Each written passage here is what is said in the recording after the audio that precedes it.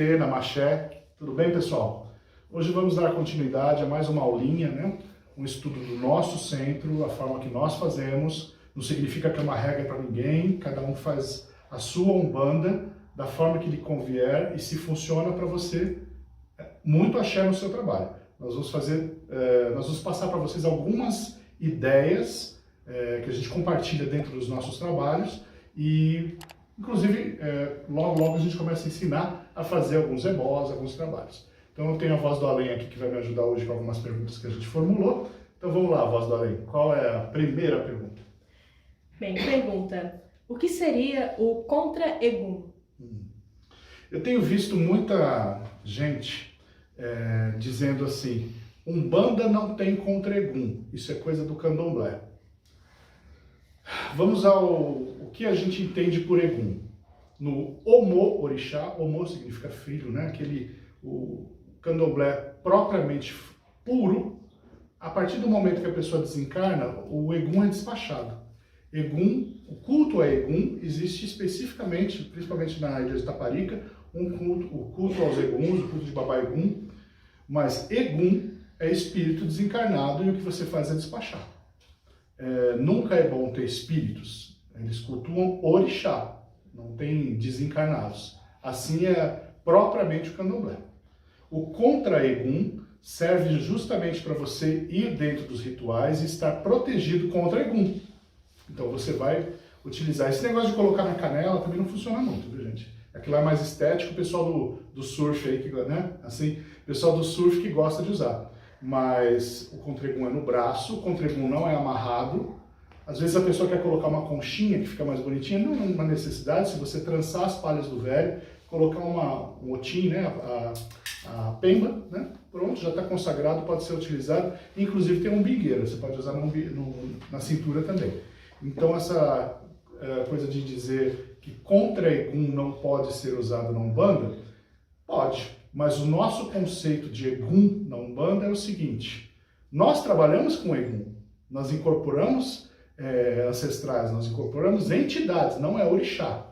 Existem raras e honrosas exceções em que o orixá pode dar a sua passagem, por que não? É o orixá que manda. Mas, inclusive uma vez eu estava no Vale dos Orixás, encontrei com uma senhora do candomblé, e ela falou para mim: meu filho, o mesmo que vai no seu, vem no meu. Então, na verdade, são vibrações, né? Nós temos falangeiros, são espíritos que trabalham nas falanges daqueles orixás. Mas o que a gente entende por egum na Umbanda é o obsessor. Então, a gente deveria chamar contra-obsessor.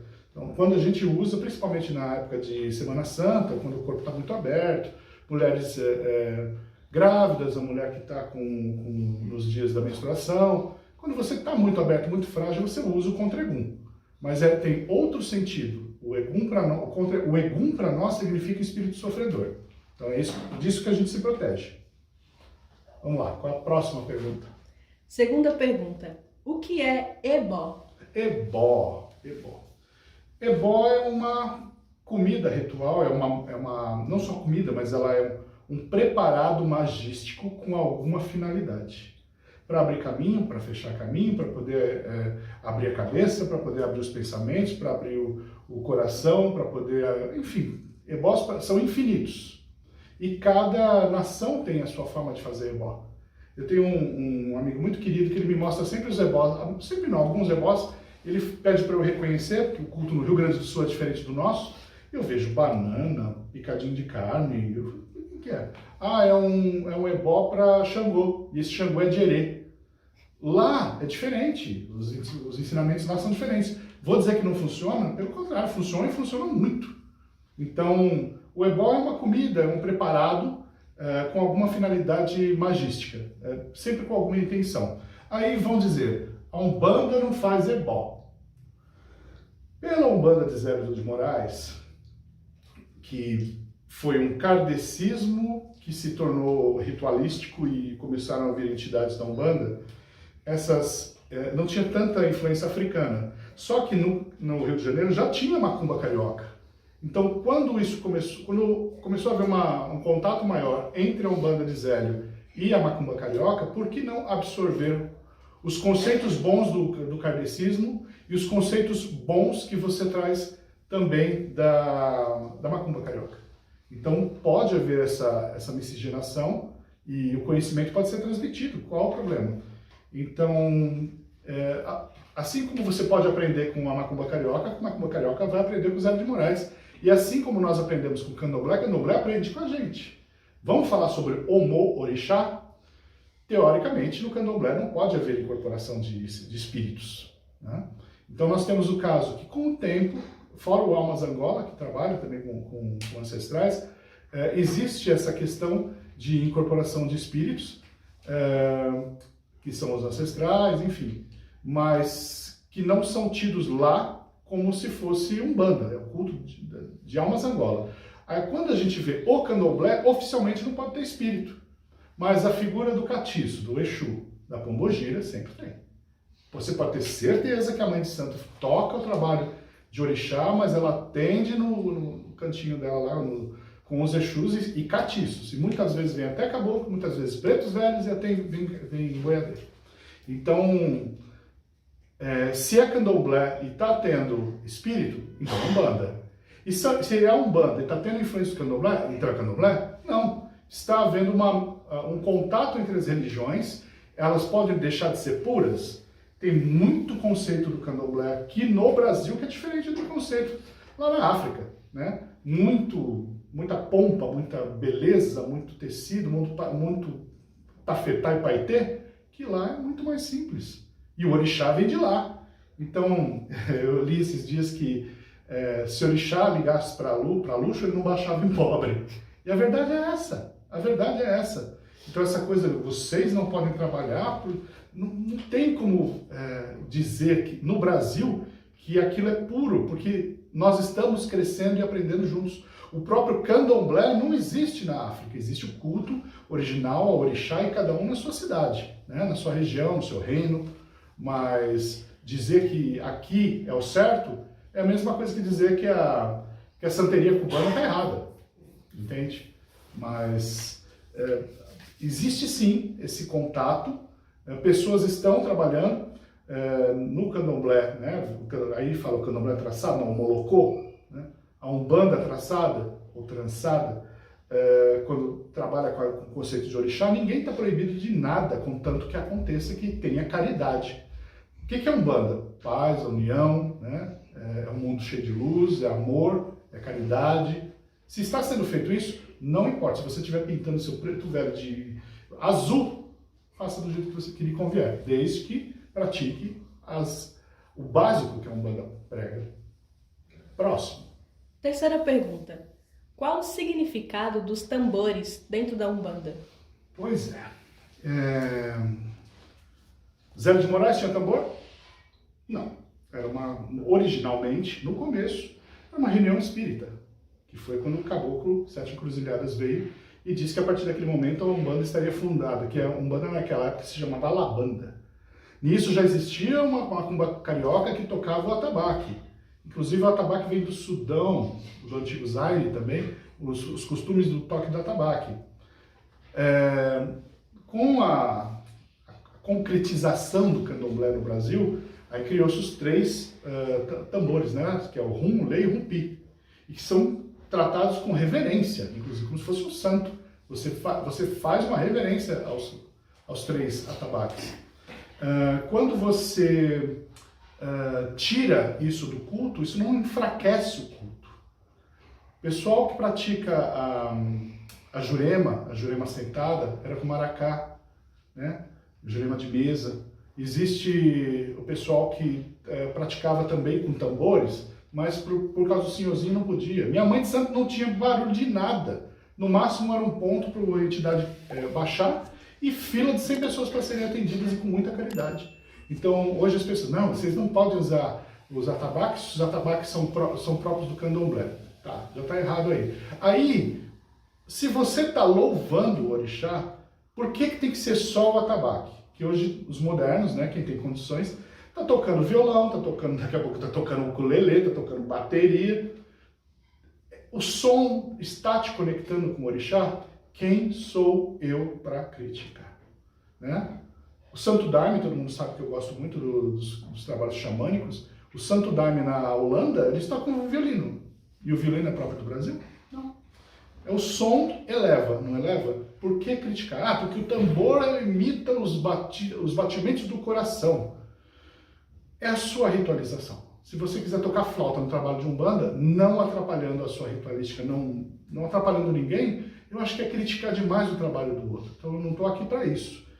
A forma com que você faz, hoje eu tenho quem toque a corimba para mim, e amanhã, se estiver em silêncio, tiver que ser só na mão. E se amanhã for só na oração, como é assim que eu aprendi a trabalhar? Então temos que ser menos críticos, né? Próxima pergunta. Quarta pergunta. O que é Equetê? Equeté é o filá que a gente usa na cabeça em respeito ao Oxalá.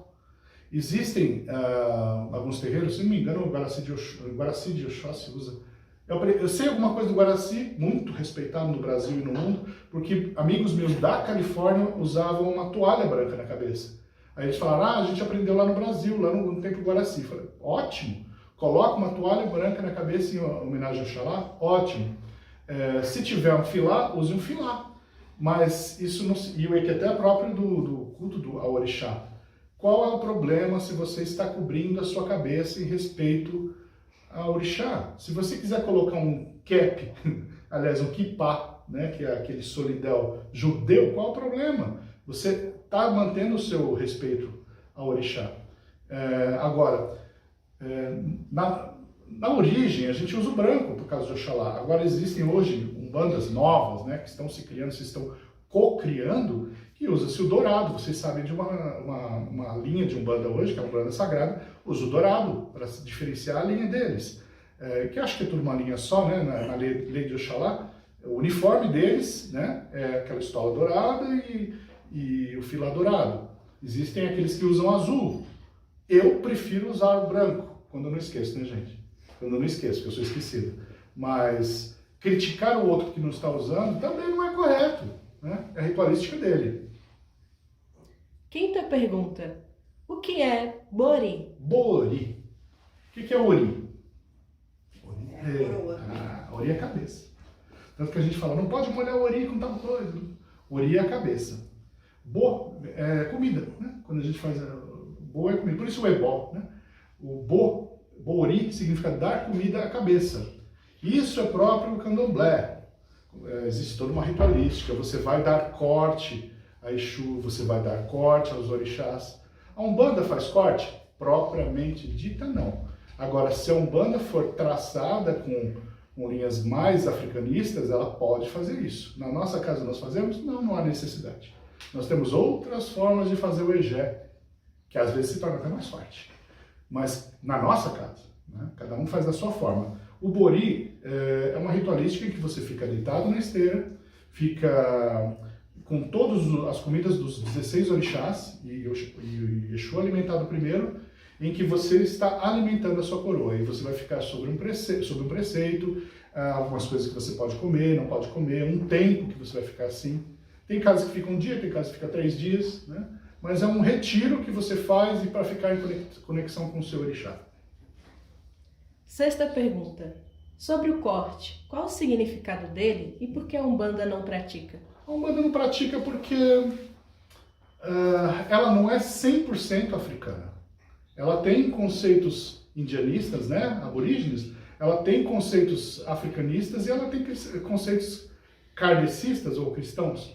Então, essa ritualística do corte, de imolar animais, não é necessária. Mas nós criticamos quem faz? Não. Não. Cada um faz da forma que aprendeu e conforme é a sua energia. Eu sou contra a matança para desperdiçar animal. Tanto que nas festas de candomblé, eles aproveitam somente cabeça, né, os axés do animal, mas o resto, eles dão para deixar essas partes. O resto é dividido na comunidade. Já vi muita comunidade ser alimentada por comida que é feita em barracão de candomblé. Aliás, uma rabada de Xangô não tem coisa melhor, né? Então, essa questão, posso matar um boi no candomblé? Pode. Você não pode matar um boi para poder se alimentar? Agora pergunta para o Fernando, o que você acha da forma com que é sacrificada? Eu me reservo a não concordar porque eu não gosto de matança, não gosto de ver o bicho, o animal sofrer, demorar com o sofrimento do sangue descer, né, pelo obé. Mas não é para comer? Então é para comer. 7ª pergunta. Sobre os orixás, tem diferença na Umbanda e no Candomblé? E o que seria o orixá mãe, pai, ajuntó e o ancestral? Vamos lá. Tem, porque a Umbanda são 7 linhas oficiais, né? E aí a pessoa chega, é muito comum a pessoa falar, olha, você é filha de Iemanjá, você não pode cortar cabelo, que ela não gosta, tá? Gente, mas espera aí. Na África, as pessoas têm cabelo crespo. Por que a filha de Iemanjá que tem cabelo comprido tem sempre que ser filha de Iemanjá? Né? A moça tem cabelo liso e comprido de Iemanjá. Porque existe aquela imagem que pintaram de Iemanjá, branquinha, descendo pérolas e flores lá na beira do mar, e com cabelo longo, né? E ela toda branquinha. Mas o cabelo é sagrado para todos os orixás. Eu acho que se você for cortar e sua cabeça é oferecida ao orixá, faça com respeito, mas que o orixá vai se zangar porque você vai cortar seu cabelo, pelo amor de Deus. Né? Esse negócio de ter que cortar o cabelo, jogar na raiz de uma árvore, né? É mais costume e tradição, e na Umbanda não há necessidade de fazer isso. Agora vamos falar de orixá. Veio um moço alto e forte, filho de Ogum. Veio um moço gordinho, filho de Xangô. Veio uma moça de cabelo comprido, liso, bonito, acabou de fazer a chapinha, de Iemanjá. Veio aquela um pouquinho mais gordinha, de Oxum, né? Aquela que é bem bravinha, espivitada, que ninguém manda nela, de Ansan. Aquele que é mais estudioso, que é mais focado, mas ao mesmo tempo é bem namorador, é o Xóssi. E aquele que vive cheio de dor, Oxalá, né? Mas assim, tem essas características. Agora, você já observou que na Umbanda, sempre é filho de Ogum com Iemanjá, o homem é de Ogum, mulher de Iemanjá. Ou então Oxum, se for um pouquinho mais gordinha. Gente, existem vários tipos de qualidades de orixá. Eu já vi Xangô magrinho desse jeito, assim, filho de Xangô, lá na Bahia. Então essa coisa, estamos sempre colocando rótulos. E aí, com o tempo, a Umbanda foi recebendo influência de Oxumaré, foi recebendo influência de... Aí dizem, né, na Umbanda não tem Euá, na Umbanda não tem Obá. Tem estudo, tem conhecimento, então tem sim. O dia que chegar um filho de Euá, eu sei reconhecer. O dia que chegar um filho de Ossan, eu sei reconhecer. Isso aí é uma coisa do Pai de Santo. Se ele pode ter a formação para isso, por que não? Então eu estou preso às 7 linhas? Não. O conhecimento sempre ele é útil e necessário. Então, já observaram que nunca você acha na Umbanda formal, um filho de Exu? Um filho de Bara? Não tem. Você é filho de Exu. É difícil, não é fácil encontrar um filho de Exu. Porque na Umbanda, o que nós cultuamos como Exu é o catiço, que é a entidade que trabalha do lado esquerdo, que trabalha na luz dos orixás. É outra coisa. Quando a gente fala de orixá, né? Ori, cabeça. Orixá de frente é o seu orixá, pai ou mãe. O ajuntó, o adjunto, o pessoal tá sempre para ajuntó, é o segundo santo. Tem que ser pai ou tem que ser mãe? Não necessariamente. Acontece em casos que tem a energia do pai e de um outro também. É o tal do orixá Meji, mas não é uma regra. Né?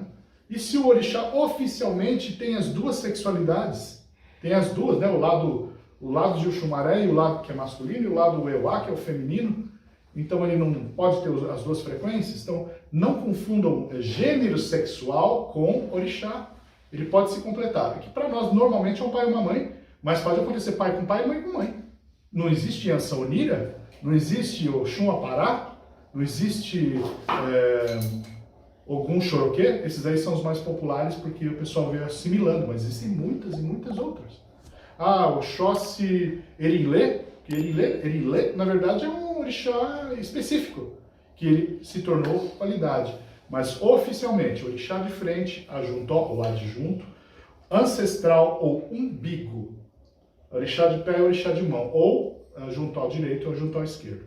O que é que a gente chama de umbigo? É quem você foi quando foi criado nesse universo. Primeira poeira cósmica sua, nesse universo tinha a regência de Xangô. Nas próximas encarnações você vai ter experiências com outros orixás. É por isso que a gente não cultua o ancestral. Você sabe o seu ancestral. Sempre tem alguma tendência, né? Alguma coisa a gente guarda do passado.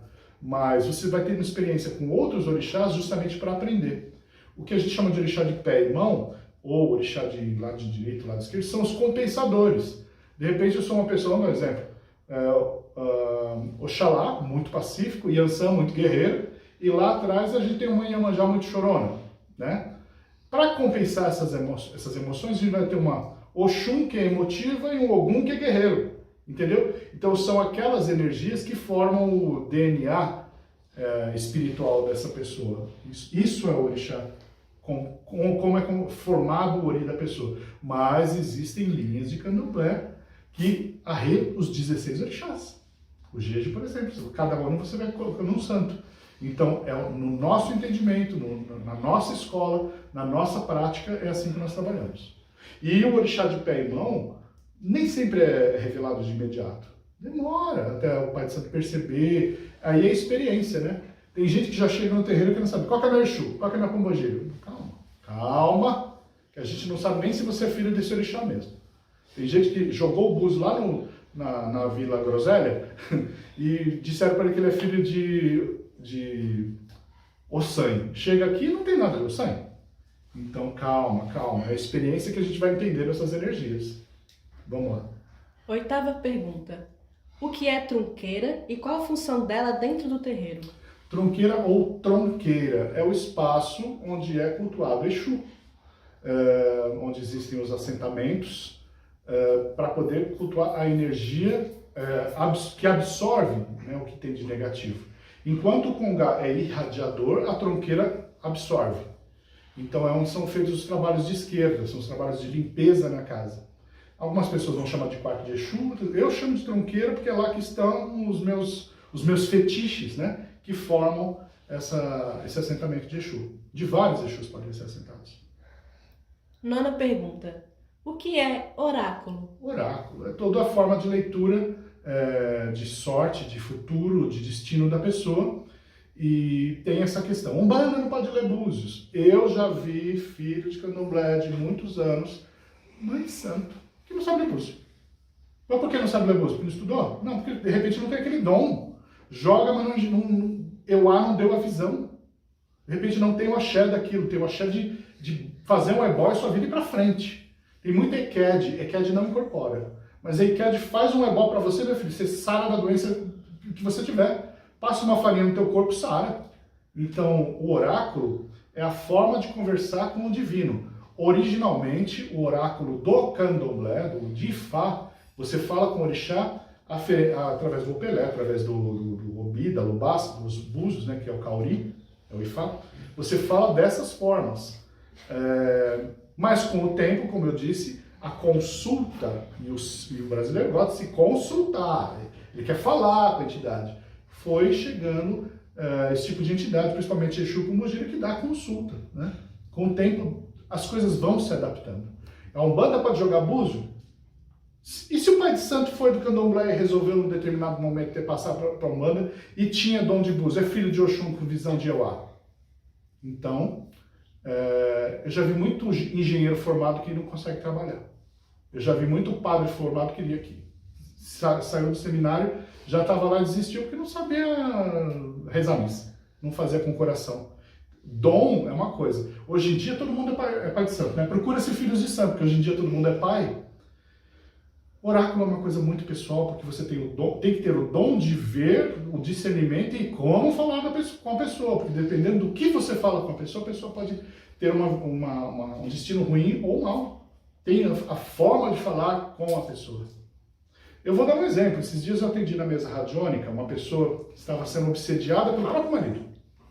Eles se amavam tanto que ela não estava conseguindo ter vida e ele também não. Eu falei, peraí, vamos separar esses destinos aqui. E logicamente ela mostrou depois os áudios para ele. Ele falou, ele está separando o nosso destino, então a gente vai se separar. Não, calma, gente. É separar, cada um segue o seu caminho. Sabe a planta que você cuida, você passa remédio, você poda, tira a erva daninha, mas fica plantadinha uma do lado da outra? É isso.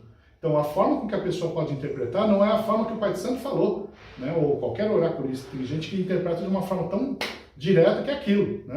Caiu a carta da morte no tarô, eu vou morrer. Claro, a carta tem que cair, ela está lá, né? Mas é a forma com que se interpreta que tem que ser muito delicado na interpretação. 10ª pergunta. Só falando mais uma coisa, o oráculo da Umbanda é a própria palavra do guia. Essa é a forma de consultar. 10ª pergunta.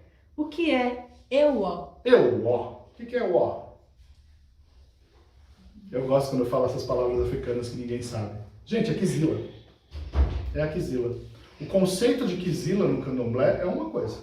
O conceito de Kizila na Umbanda, a gente é um pouco mais leve. Você acha que eu vou deixar a minha jabuticabeira? Primeiro, eu tenho um pé de jabuticaba na minha casa. Não venha me dizer que você é de Egum, porque eu não sou do candomblé. A jabuticaba sabará desse tamanho. Você acha que eu vou deixar de comer porque é de Egum? Eu tenho pitanga preta na minha casa, toda florida. Esse ano eu vou ficar preto, tanto comer pitanga preta. Eu não vou comer porque é de Egum, né? Eu tenho amora branca de Oxalá plantada lá. Tudo é do Criador. Eu vou deixar de comer aquilo porque aquilo me faz mal. Se eu sigo o candomblé é uma coisa, mas na Umbanda não. Na Umbanda a gente evita algumas coisas. Aliás, por que a gente evita de passar debaixo da escada? Superstição, né? Você sabe por que dá azar passar debaixo da escada? Que antigamente a pessoa que ia ser enforcada, ela passava por baixo da escada antes de subir lá pro palanque, antes de ser, né, enforcado. Então, claro que dá azar. O que você faz com o espelho quebrado? Eu jogo fora. Olha, por quê? Dizem que dá azar também. Outra também. Oh, meu Deus.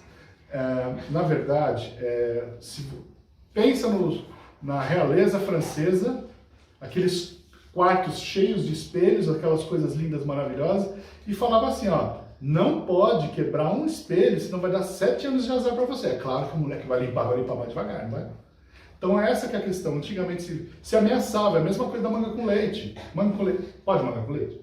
Nossa, ó. Adoro. Vitamina de manga com leite? Quem aqui não come manga com leite? Eu gosto. Seu Zezinho? Come manga com leite? No meu tempo de menino, não podia não. Não tinha dieta pra chupar manga. Sabe por quê? Porque os escravos, eles comiam manga, era vontade, pode comer no pé. Só que para eles não consumirem o leite que se produzia na fazenda, eles falavam isso. E tem até uma história que jogaram veneno no leite para alguns escravos morrerem, para essa história se espalhar. Então, isso seria uma quizila pra gente, né? Tem a história da melancia com leite também, tem alguma coisa... É indigesto, a própria melancia é indigesta. Mas a quizila oficialmente, né? Digamos, se você está oferecendo um ebó, tá? Para o Oxum, o que vai naquele ebó? Vai camarão, vai dendê, cebola, vai... um molocum no caso. Camarão, dendê, cebola, feijão fradinho, é isso, mel, de repente vai mel. Então, durante esse período eu vou deixar de comer, 3 dias que o Oxum estiver comendo, eu não vou comer feijão fradinho, não vou comer nada disso em respeito ao orixá. Tem casos em que a mãe de santo é filha de Oxum. A banana é de Oxum, a banana é de Oxum. Então, como o Oxum está sempre sendo oferendada, todos os filhos de santo não comem banana. Eu estaria perdido. Adoro uma banana maçã. Então, essa coisa o conceito de quizila lá não é o nosso conceito de quizila aqui. Existem certas plantas que a gente não coloca no ori, realmente. Plantas muito quentes, evitar de colocar no ori. Mas eu já tomei banho de planta quente que eu precisava. Mesmo porque o abô é composto de um monte de planta, inclusive vem com bichinho, porque tem egé, né? É sujinho, é bem... O cheiro não é bom, mas toma um banho de abô para ver se você não fica bem. O abô, até o abô na Umbanda é mais leve, né? O máximo que a gente sente naquele amaci, que tem um cheiro mais forte de uma semana, imagina um ebó que está lá há 6 meses, né? Mas as nossas ervas, elas são mais leves em relação, mas funcionam do mesmo jeito. Tem o euê, coci orixá. Sem erva não tem orixá. Então, nós herdamos isso dos africanos, dos nossos vós, dos nossos índios, então existe uma adaptação, sim. Sim? 11ª pergunta. O que é obi? Obi. Busca um obi para mim. Obi é uma noz de cola, ela é sagrada. Existe o obi brasileiro, existe o obi africano, mas enfim, ele é sagrado, ele é utilizado até mesmo para ler, né, o que o orixá quer falar. Ele é colocado normalmente dentro de quartinhas, né, mas não é todo mundo da Umbanda que faz esse uso. Deixa eu mostrar um orobô também. O obi, todos os orixás comem obi. Ele come no sentido de recebe, ele traz axé, ele pode ser compartilhado. Se a mãe de santo, por exemplo, comer um pedaço do seu obi, mastigar, colocar na sua cabeça, ela está te abençoando. Se de repente... Não, tá bom. Esse aqui é o orobô, já uma outra noz de cola, que é própria para Xangô. Porque Xangô, a história é, Xangô comia orobô e vomitava fogo. Então essas são as bolas de fogo. Por isso que para Xangô se dá orobô, para os outros orixás se dá obi, mas não é todo mundo na Umbanda que pratica. Nós gostamos dessa parte mais afro, fazemos. Por quê? Porque a gente sabe. Não, mas se você não souber e não quiser e não puder, não faça. Está praticando caridade? É o que importa. O que mais? A próxima seria orobô, mas você já falou. Já falei do orobô. Então, pessoal, espero que tenha ajudado a esclarecer algumas questões. E nos próximos trabalhos nós vamos falar sobre mais algumas dúvidas. E eu quero fazer, inclusive, ebós e mostrar para vocês os ebós que vocês podem fazer em casa. O pessoal fala assim, o que adianta fazer o ebó não saber rezar? Gente, eu sou brasileiro, eu não falo iorubá. A gente fala alguma coisinha pouca, mas quando o orixá decidiu vir para o Brasil, ele não sabia que aqui a gente fala português? Eu acho que com o tempo, qual é o problema de você falar o português? Porque se a língua do universo é o coração. Então, minha mãe, aceita, eu não sei falar iorubá, tá? Mas a senhora aceita esse homolocum que eu estou fazendo com todo o meu coração. Ah, eu não sei fazer homolocum, eu só sei oferecer pêssego para o Oxum. Oferece, minha mãe, ofereço esse pêssego de todo o meu coração. Ofereça o que você tem de melhor. Às vezes esse pêssego nem existe lá na origem do culto a Oxum, mas aqui ele parece um coração, te conecta com Oxum? Muito bem.